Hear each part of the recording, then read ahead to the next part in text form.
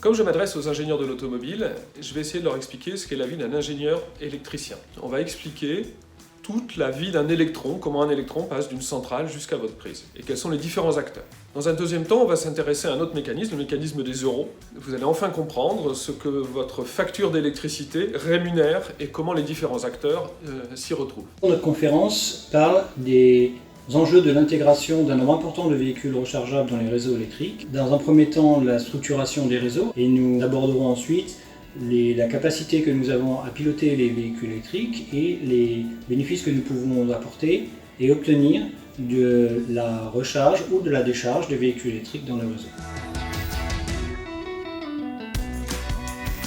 Avant de parler des enjeux de la smartisation, il faut parler des enjeux de l'électrification massive, qui sont essentiellement au nombre de deux. Le premier, c'est l'intégration des véhicules électriques de manière harmonieuse dans les réseaux, faire en sorte que les réseaux soient à même de supporter de manière pérenne l'ensemble des véhicules que l'on va ramener. Le deuxième, effectivement, c'est de valoriser ce que j'appellerais les flexibilités. Aujourd'hui, quand un véhicule électrique, à partir des données d'usage que l'on a récupérées sur nos OE, roule 1 heure, il est pendant 1 heure et demie à se recharger. Ça veut dire qu'il passe plus de temps connecté au réseau électrique à se recharger que sur le réseau routier. Et deuxième chose, il reste, juste après cette heure et demie, à peu près 5 heures connecté au réseau sans échange d'énergie. Mettre en œuvre les flexibilités, c'est jouer sur cette plage horaire, décaler la charge et mettre ces éléments-là. Et la smartisation, c'est ce qui va rendre cette flexibilité possible, c'est ce qui va nous permettre de piloter massivement la recharge des véhicules électriques pour assurer des services énergétiques. La smartification va nous amener à révolutionner complètement l'approche que nous avons des objets de mobilité que nous produisons et que nous utilisons tous les jours.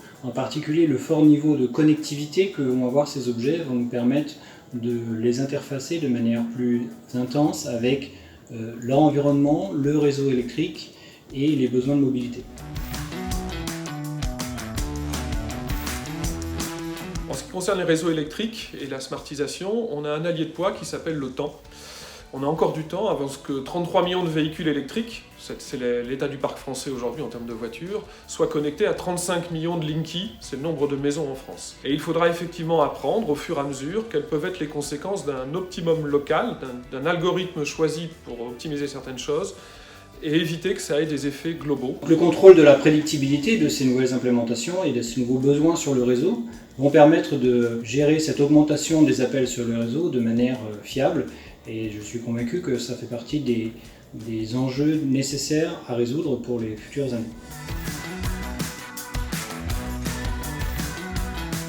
Les véhicules électriques chez Renault sont connectés depuis l'origine et aujourd'hui c'est plus vécu comme un centre de coût. La première priorité c'est de transformer ce centre de coût en centre de valeur. Valeur pour le client, offrir des nouveaux usages, offrir des nouveaux services. Et deuxième volet, valeur en termes monétaires, d'accéder à des nouveaux business comme par exemple ceux offerts par le monde électrique, puisque nos véhicules électriques peuvent devenir un des acteurs majeurs des services énergétiques. Les objets de mobilité que nous préparons pour les années à venir et ceux qui arrivent déjà sur le marché sont équipés du meilleur niveau de connectivité, ce qui va nous permettre d'intégrer les besoins des utilisateurs, mais également les éléments de l'environnement, de manière à pouvoir aider à une utilisation la plus sûre et la plus fiable possible pour le client, mais également pour l'environnement.